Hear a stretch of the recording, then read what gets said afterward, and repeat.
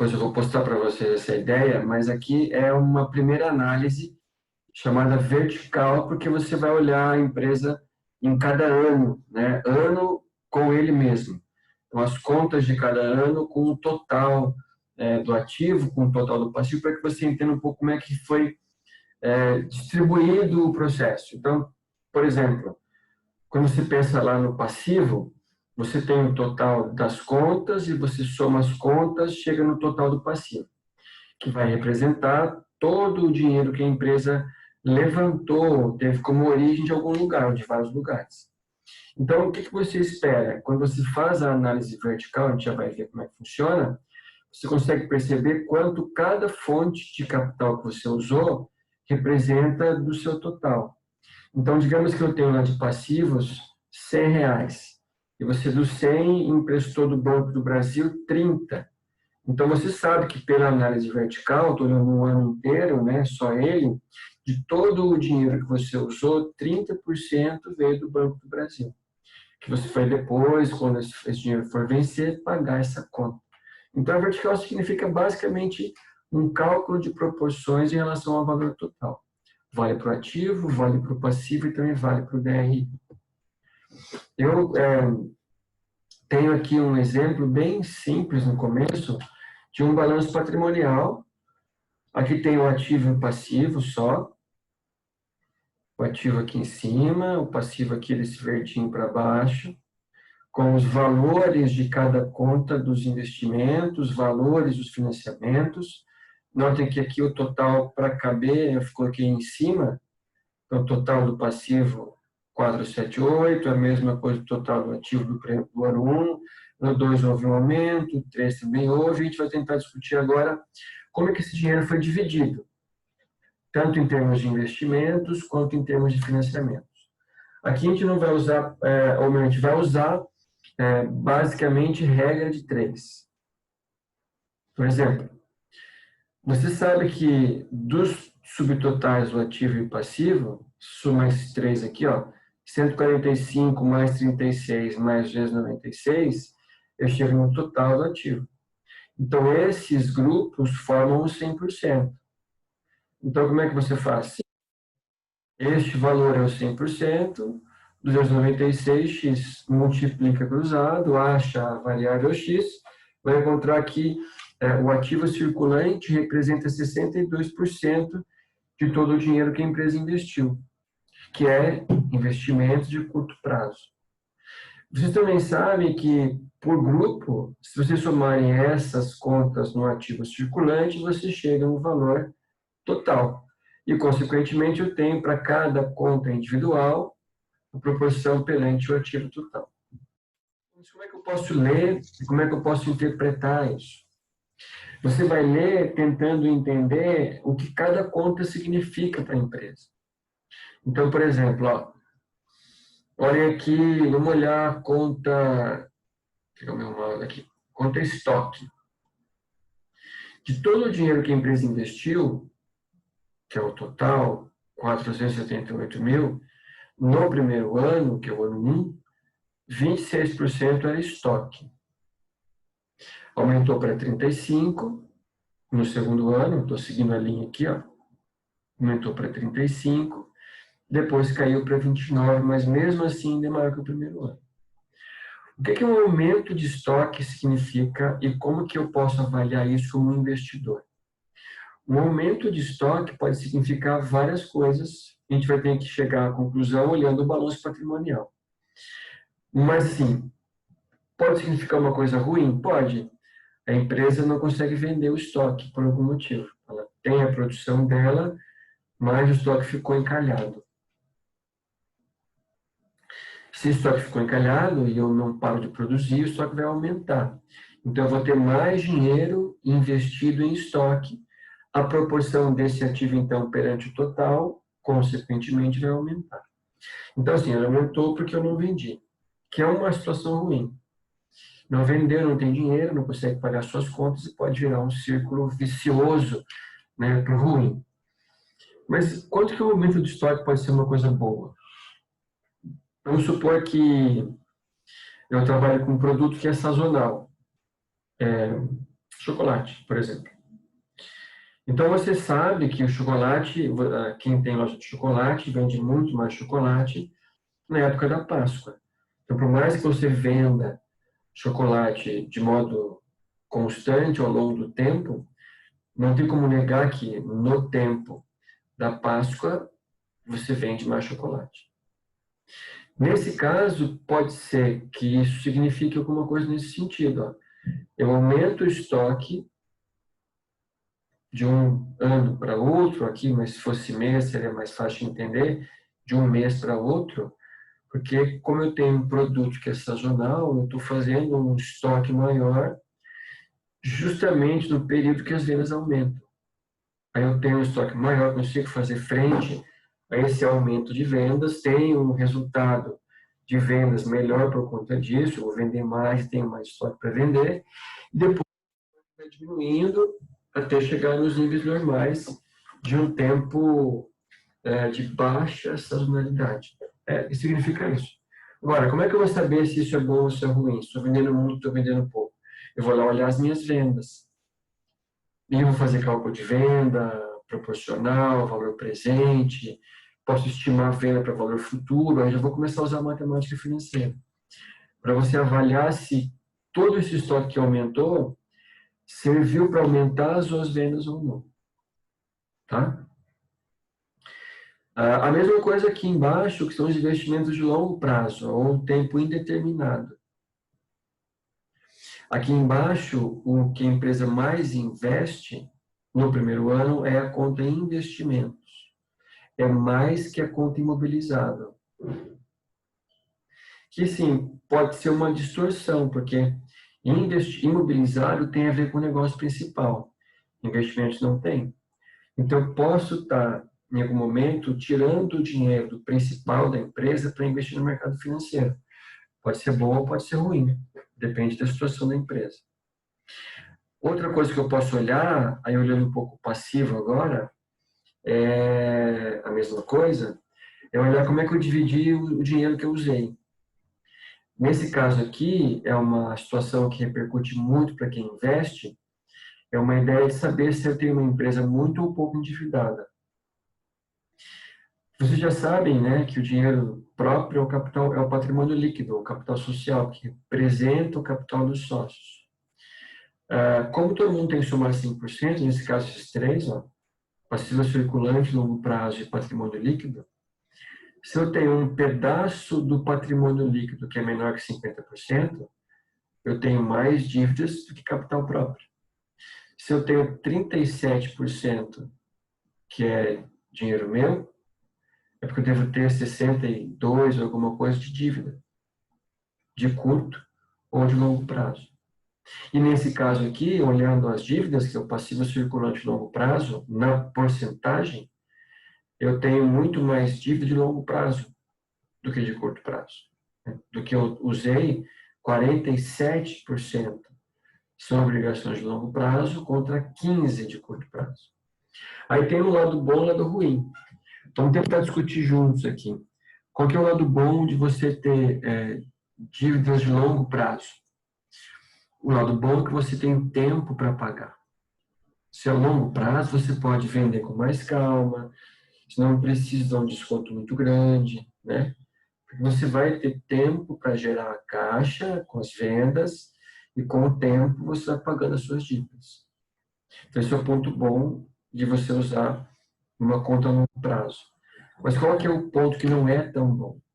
O ponto que não é tão bom é que ela custa mais. Então, quando você vai calcular a taxa efetiva de juros, e vocês já viram isso, de um empréstimo de longo prazo, essa taxa é maior do que o de curto prazo. E por razões óbvias.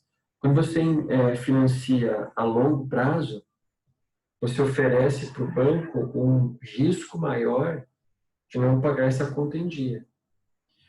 Quando o banco enxerga em algum credor um risco maior de não pagar a conta em dia, ou o banco não vai emprestar dinheiro para ele, ou vai emprestar menos.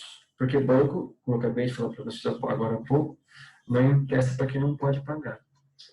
E aí, o que significa você fazer essa análise para mais de um ano?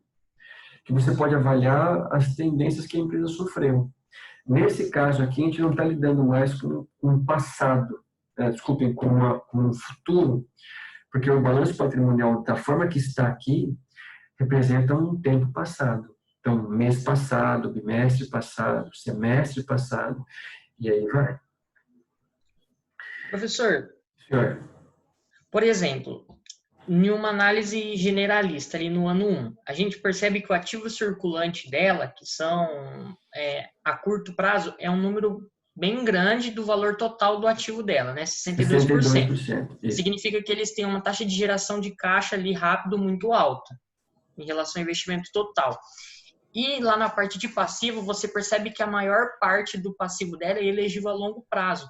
Isso significa que ela tem uma saúde financeira saudável, porque ela tem uma geração de caixa a curto prazo para poder trabalhar e contas para pagar a longo prazo. Ou não necessariamente? Tem, ó, vamos ver, essa pergunta é boa, então vamos olhar em termos de valores. Né? Quando você fala saúde, eu posso pensar se eu consigo pagar as minhas contas ou não. Posso pensar nessa perspectiva. Uhum. Então, investimento de curto prazo, que é um ativo circulante, com conta de curto prazo, que é o passivo circulante. Eu tenho de ativo circulante, nem tudo aqui é dinheiro na hora, porque tem estoque que não é dinheiro, clientes não é dinheiro, mas vamos pegar uma base.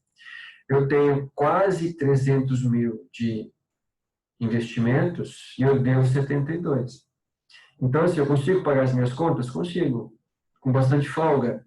Com muita folga. Ah, mas eu não consigo pagar tudo hoje. Tem 27 mil, deu 72. Mas é outro detalhe. As contas não vencem no mesmo dia. Elas, ao longo do tempo, elas vão vencendo.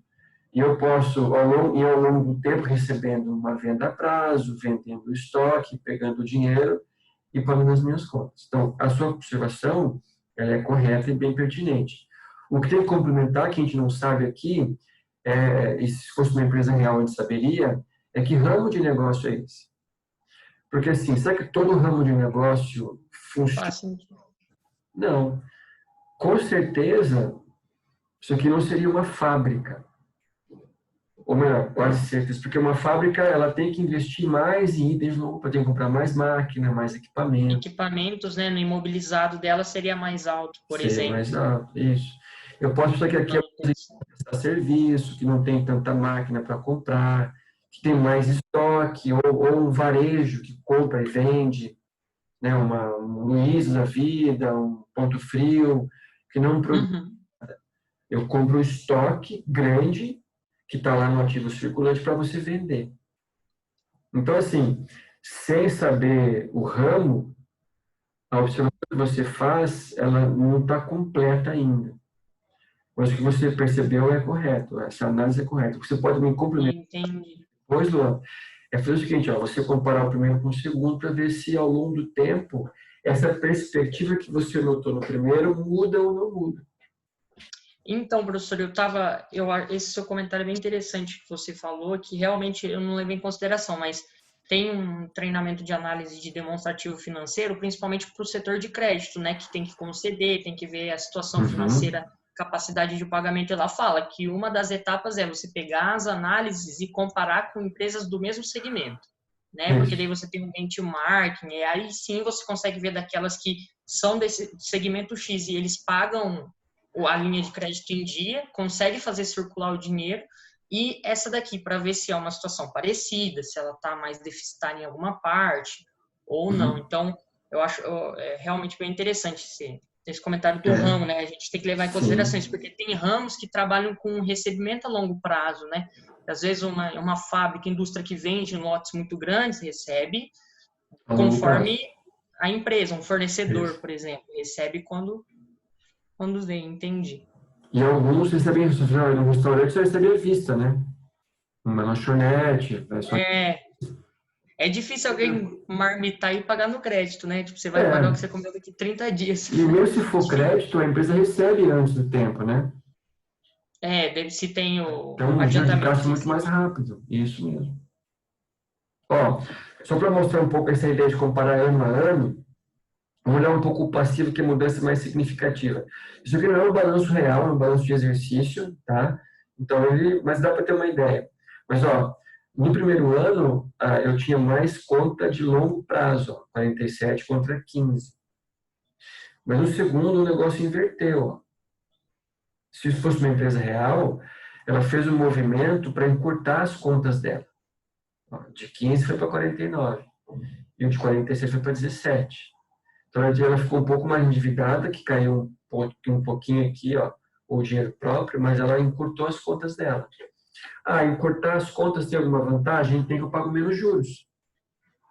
Tem desvantagem? Tem, porque eu tenho que pagar a conta mais cedo. Se eu não consigo fazer o dinheiro circular, a conta pode vencer e eu não conseguir pagar. Então, assim, eu tenho que pensar no movimento calculado.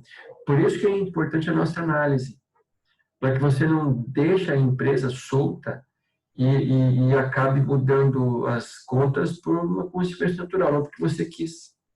Qual que é o ideal? Que você decida fazer alguma coisa com base em alguma informação e análises sólidas. Do contrário, fica muito na sorte. Professor, por exemplo, você comentou a questão do passivo, né? Que ela transferiu a maior parte dos seus passivos para o circulante, de curto prazo. Isso. E lá no ano 1, ela tinha ali mais ou menos 72 mil, e o disponível dela, que era o bate-pronto, é o mais líquido que você pode ter ali, era em 27. Então, ela ainda tinha um tempo da conta para pagar. E você percebe que ela aumentou muito o valor das contas de curto prazo, mas o disponível dela se manteve, inclusive ele abaixou em relação aos outros anos. É que a gente não sabe o que é aquele outros, né? Então, aquele outros às vezes pode ser um fator decisivo, mas também isso pode tornar mais preocupante. Às vezes a empresa foi para um processo de expansão, conquistou muitas contas de curto prazo, mas o disponível dela ali, o retorno ainda não aconteceu. Então, isso pode ser... E o que pode quebrar o negócio. Às vezes eu faço uma venda a prazo e as contas começam a chegar e eu não recebi ainda. Então, porque você não acompanha o recebimento. Isso mesmo. Isso chama maturidade dos ativos e passivos. Tem garantir que os passivos vençam quando você começa a receber. Senão eu não consigo pagar a conta. Aí eu posso trocar uma conta que é mais barata por uma conta mais cara no banco, aí você entra numa ciranda financeira de dívidas e juros e assim vai. Se bem que agora a taxa ficou mais baixa, mas mesmo assim a taxa ao consumidor final não é 2% como a taxa Selic, é bem mais que isso. Então, no Brasil ainda é muito caro dever no Brasil. Então, compensa não dever muito. Entendi. Tá? Olhando um pouco o nosso DRE, para ver uma ideia de ainda de vertical, o que eu vou olhar no meu DRE? No meu DRE eu vou olhar como cada conta representa em termos percentuais das minhas vendas. Então, venda, lucro, custo, lucro bruto, lucro operacional, que aqui é o nosso LAGIR, né, LAIR e assim vai. O que eu posso olhar aqui assim, de significativo? Notem que a empresa vendeu mais, ó, de 900 para 1.400.000. Mas a proporção do custo das vendas diminuiu. Ó. Era quase 70%, cai para pouco mais de 50%. Que é uma boa a princípio. Reduzir custo vendendo mais é uma boa. Porque, só para lembrar vocês, quem que é esse custo aqui? É o custo dos produtos que você vendeu. É um pouco nesse sentido. Não é o que ficou no estoque. O que ficou no estoque está no estoque, né? Está no ativo circulante. Aqui é o que você vendeu. Então, assim, se eu faço uma camiseta que custou 6 e eu vendo a 10, minha receita vai ser 10 e meu custo vai ser 6. E aí vai. Mas aqui eu reduzi a proporção do custo em relação à venda. Ó, quase 70 para um pouco mais 50. A pergunta... Professor, perdão. Ali que você coloca, tem as vendas, né, o custo das vendas e o lucro bruto. Por exemplo, então, se o lucro bruto for mais que 50% dos custos da venda, significa que a minha margem de ganho é 100%, porque era um produto que custava 1, eu vendi a 2. Uhum. E aí, no final das contas, eu ganhei 1, seria mais ou menos isso? Uma análise de De proporção ali, lucro, lucro bruto em relação ao custo. isso. De lucro bruto, sim, é o que sobra, mas o lucro bruto não é o lucro final da empresa. Eu não posso dizer que é o que eu ganhei, porque não é o que Sim, sobrar, porque vai ter que descontar mais coisas. Mas a proporção do primeiro lucro que a empresa tem, que é o bruto, é correto, porque você faz, para você achar o lucro bruto, você faz receita menos o custo. entendi. É nesse sentido. Tudo que é lucro, quanto maior, melhor, porque vai sobrar mais para você. Tanto que esse movimento aqui de queda no custo, dependendo do que eu fiz para cair, é muito bom. O que seria ruim para cair? Se você começa a derrubar a qualidade do seu produto. Então, eu vou começar a comprar itens mais baratos para fazer um custo mais baixo. Isso é bom, mas tem um limite que o cliente aceita. Não dá para você ter um produto X e começar a reduzir qualidade nele e achar que você não vai perder as suas vendas, que você vai. Então, isso deveria ser uma situação momentânea para passar por um momento de sufoco. Qual seria o ideal nesse caso? O ideal é que você conseguisse reduzir o custo, mas não com corte de qualidade, mas com aumento de eficiência. Você faz mais com menos. Você evita desperdício. E aí vai. Quando você faz mais com menos, você consegue ter uma receita que, quando você compara com o custo ele é menor, porque você economizou sem reduzir qualidade, porque você foi mais eficiente. Ou você tenta pensar em reaproveitar algumas coisas. Estou pensando um pouco em alguns setores, mas que ilustram bem isso, mas o que ilustra mais, que eu acho, é o setor de sucro alcooleiro, que é usinas de cana-de-açúcar e álcool. Se vocês pegarem um tempo lá de 10 anos atrás, 15 no máximo, para trás, as usinas de açúcar e álcool eram empresas altamente poluidoras, porque ela queimava o bagaço da cana, jogava o chorume, aquele caldo que sobra da moagem da cana nos rios e assim por diante. O que mudou? E por que hoje esse tipo de empresa é muito eficiente? Porque ela começa a não jogar tanta coisa fora. Ela instalou geração própria de energia elétrica, o que já dá uma bela de uma economia, então corta custo. E ela consegue dar um outro destino, porque ela jogava fora antes. Então, o bagaço que ela jogava fora, ela passa a queimar nas caldeiras para gerar energia elétrica. E tem muita usina que ganha muito mais dinheiro com energia do que com a própria cana-de-açúcar. Então, esse é um exemplo clássico de aumento de eficiência. Eu não preciso cortar nada.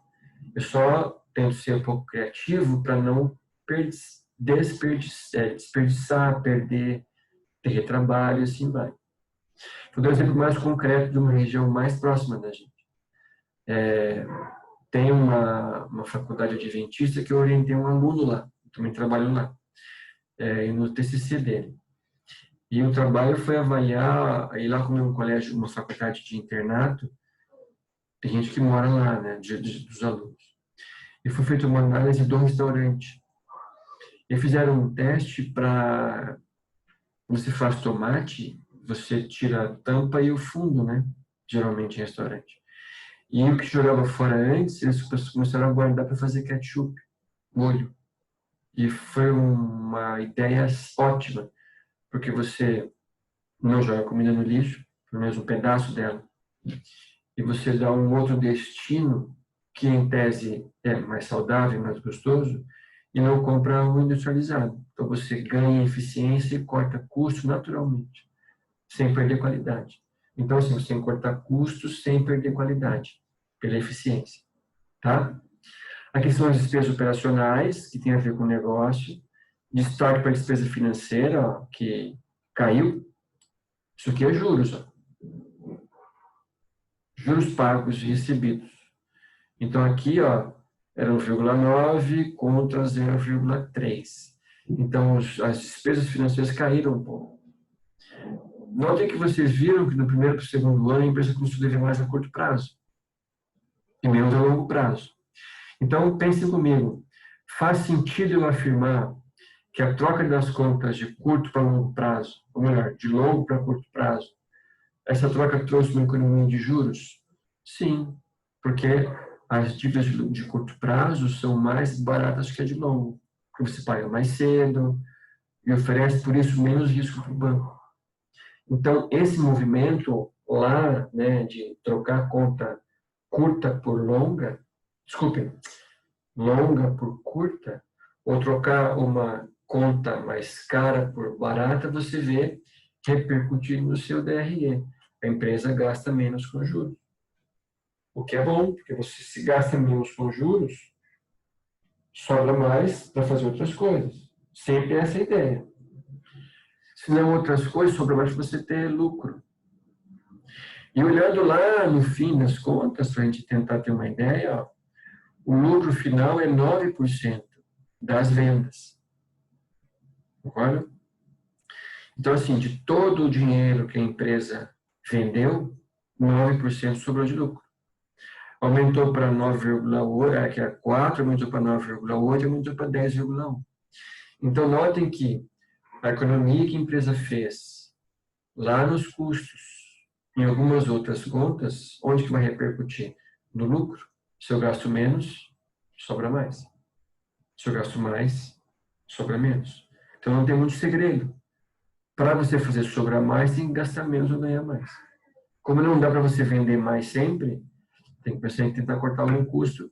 Aí cada um sabe onde pode cortar, para não perder cliente. Tá? A gente vai ver depois, análise só para comparar, análise isso aqui é horizontal, ela trabalha assim, ó, deitado, conta a conta. Só para que vocês entendam, eu vou olhar as vendas. Ó.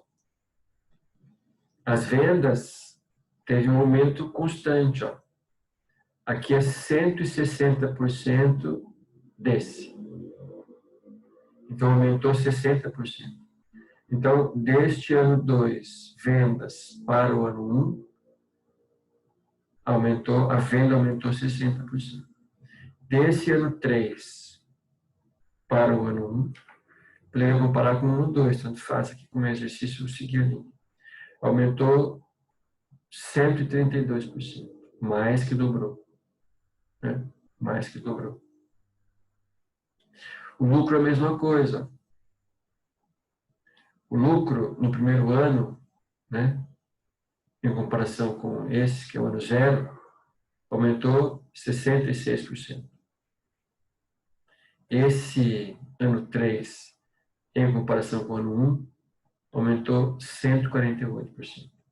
É assim que você avalia pela análise horizontal. Você vai avaliar o quanto o desempenho mudou de um ano para outro. O quanto aquela conta específica, em porcentagem, aumentou ou diminuiu. Para que você possa, sabendo que conta é essa, saber se foi bom ou se foi ruim essa redução. Professor, tem um padrão ou alguma análise específica que, por exemplo, a análise vertical é melhor do que a horizontal ou horizontal é melhor do que a vertical? Em que casos são mais usados? Tem algum padrão? Bem, na realidade, você sempre faz as duas ao mesmo tempo, porque uma complementa a outra. Sim. Eu não consigo saber, por exemplo, se a proporção desse custo que aumentou 20% nominalmente, ó, era 600, passou para 700. Será que aumentou na proporção também? Nós vimos que não aumentou, porque era 60. Ó, se você voltar aqui no custo vertical, ó, era 60, quase 70, foi para 52. Mas se você olhar a análise horizontal, você vai ver que o valor do custo aumentou. Aumentou. O valor do custo aumentou de 600 para 700. Ele aumentou quanto? Aumentou 20%. Mas a proporção dele não aumentou.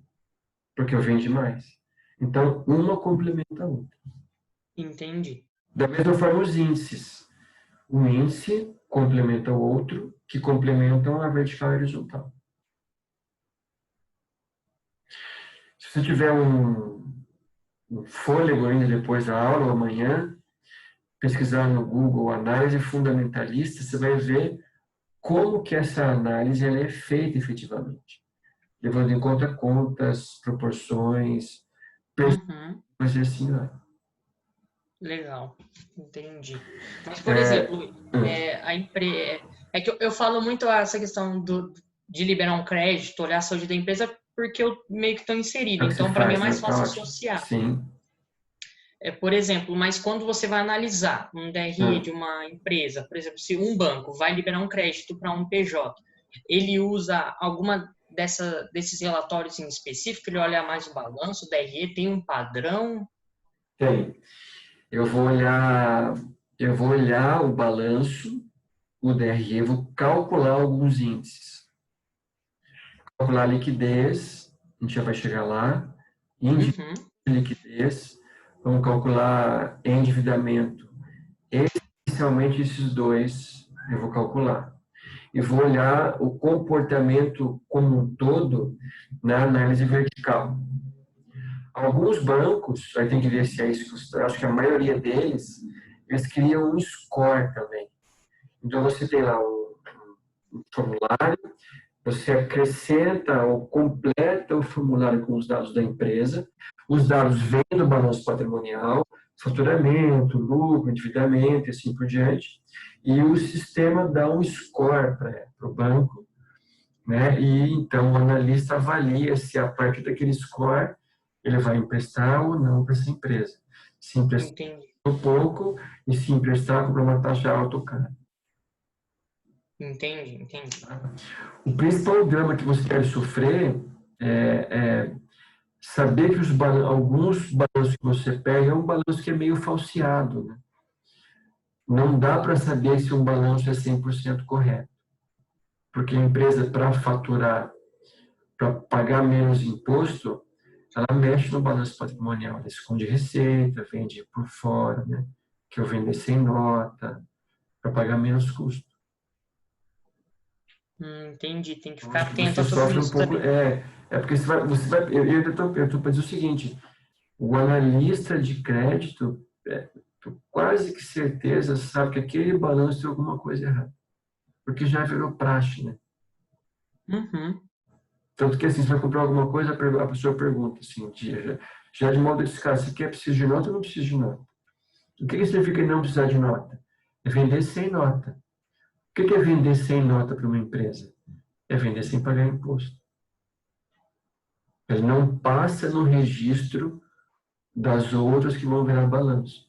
Está por fora, está à margem, em tese ela não existe. Essa transação não existiu porque não passou pela empresa. Isso é sonegação fiscal. Entendi. Entendeu?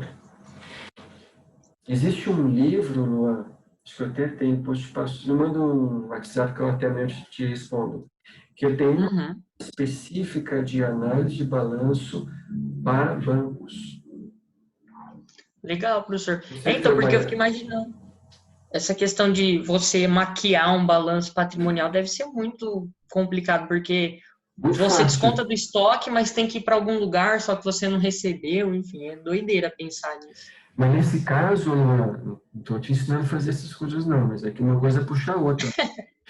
Em geral, você pode comprar sem nota do seu fornecedor, então, em tese, aquele estoque também não existe. Entendi. Concorda? Então, é um caminho, Com- né? Você vai deixando um Compra uma parte rastro. sem nota, uma parte com nota, uma parte Porque sem. não tem como comprar com nota. Como é que eu vou dar baixa nesse estoque, né? Em algum momento tem que dar baixa nesse estoque. Vou baixar como perda, mesmo tendo vendido.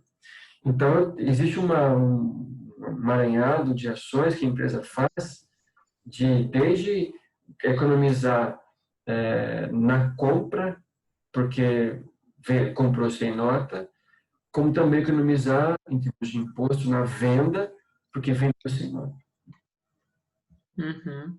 Não é correto, mas a gente sabe o que acontece. Então, pode dizer para você que a maioria dos balanços tem algum nível de mudança, de ajuste fora da lei. Algum nível, alguns maiores, menores, mas algum nível tem. Eu nunca encontrei uma empresa que fazia balanço 100% real. Assim, tintim por tintim. É difícil também, porque paga muito imposto. O cara vê o tanto que paga de imposto. Vai muito da nossa legislação, né, de tributação também, que é muito alta no Brasil. Então, é um incentivo para a pessoa, para a empresa fazer isso. Ainda mais porque ele sabe que o governo não devolve para a gente o imposto na forma de um serviço de qualidade. Né? Não tem educação boa, saúde boa. Então, a gente paga muito e não tem nada de troca. E por pagar muito, até perder o negócio, então vou começar a sonegar. Acaba desmotivando. Acaba desmotivando. Até alguém pegar você, até um fiscal chegar lá e pegar você. Aí você faz o quê? Suborna o fiscal. Você vê que danadeza? E aí vira uma pandemia toda aí, fiscalmente falando. Mas, ó, só para a gente terminar essa parte, e aí vocês vão ficar um pouco para pensar em alguns dados concretos. Vamos olhar um pouco os índices. Porque, assim, não se esqueça que, então, nossa perspectiva é de investidor ainda, não mudei essa perspectiva. Mas a liquidez é um grupo de indicadores que vai comparar dinheiro com conta. Não importa se o dinheiro não está comigo ainda, mas ele vai ser meu um dia. E não importa se eu não paguei a conta, eu vou ter que pagar. Então, vou comparar, se eu vou comparar dinheiro com conta para saber o quê? Para saber se a empresa vai ter condição de pagar as contas ou não. Porque se não tem, como é que eu vou investir nessa empresa? Atrasa as contas de um fornecedor, de um banco, essa conta aumenta, começa a pressionar a minha venda, tem que pagar muitos juros, e aí eu não sobra nada. Tem um exemplo nesse caso muito famoso, deixa eu citar aqui, eu tirei foto. Mas se chegar, a gente já chega nele. Peraí.